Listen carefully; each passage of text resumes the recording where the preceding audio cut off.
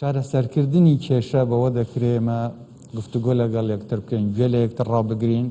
کاردانەوەی لێدوانەکەی سەرۆکی حکوومەتی هەرێم لەبارەی دەرماڵی قوتابیانی زانکۆ و پەیمانگاکان بەردەوامی هەیە. کەوتی لە هیچ وڵاتێک حکوومەت دەرماڵە نادات بە قوتابیان. قوتابیەک لە ڕێگەی پەیامەوە وەڵامی سەرۆکی حکوومەت دەداتەوە و دەڵێت لە هیچ وڵاتێک نەبووە قوتابی 16 ساڵ بخوێنێت و هەلی کاری نەبێت و سەری خۆی هەڵبگرێت. لە هیچ وڵاتێکیش نەبووە حکوومەت سی موچەی فەرمانبەرەکانی قەرزدار بێت. قوتابیان هەموو ڕۆژ ئەگەر ڕێگریان لێ نەکرێتن هەموو ڕۆژ دێنە سەرجادە و داوای مافی خۆیان دەکەن، داوای دەرماڵە دەکەن کە بێگومان دیارە پێویستیانە.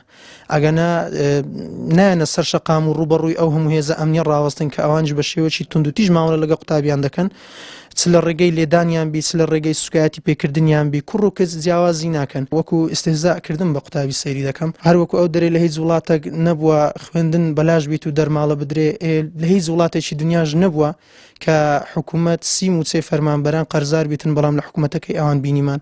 لە هیچ شوێنێکی دنیاش نەماندیتە کە قوتابی 16 ساڵ بخینی کەچی دوایی هەلی کاری بەدەست نەکەویتن.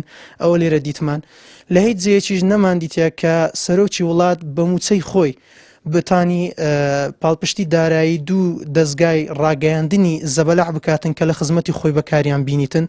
هەروەکو دەبینین یعنی گەنج لەبەر ئەوە پڕبووە، لەبەر ئەوە دێتە سەرجادا کە هەست دەکات ئیستهزائی پێ دەکرێت، چ بە ڕاستەوخۆ یاخود ناڕاستەوخۆ. لای خۆشەوە فراکسیۆنی کۆمەڵی دادگەری لە پەرلەمانی کوردستان پشتیوانی داوەڕەوەکانی قوتابیان دەکات و ئیدانەی دەستگیرکردن و دەست بەسەرداگرتنی کەلوپەل و مۆبایلەکانیان دەکات.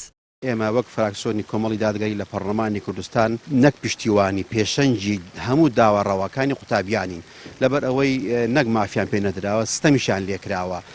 بۆیە ئێمە لە دەرەوەی پەرلەمان و لە ژوورەوەی پەرلەمان خۆمان بە داواکاری سەرسەختی مافرەوەکانی هەموو قوتابیان دەزانین. پێمان وایە ئەو بڕەکەمەی کە دانراوە وەکو لەگەڵ ڕێزم بەڕاستی وەکو خێرپێکردنێک وەکو سواڵێک بۆ قوتابیان دەکرێت کە ئەوانە هەموو بانگەشان لەوەیە کەوا قوتابی نەوەی دوا ڕۆژە، قوتابی پێشەنگن، قوتابی ئەوهان، بەڵام بەداخەوە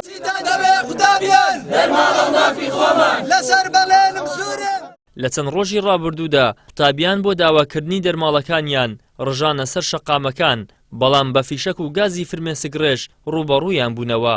بەپێی بەدواداچوونەکانی پەرلەمانتارانی فراکسیۆنی کۆمەڵ تا ئێستا نزیک بە 300 کەس دەستگیر کراون، لە نێویشیاندا قوتابی کچوو مامۆستا هەبووە. ئیدریس محەممەد، کەناڵی ئاسمانی پەیام، هەولێر.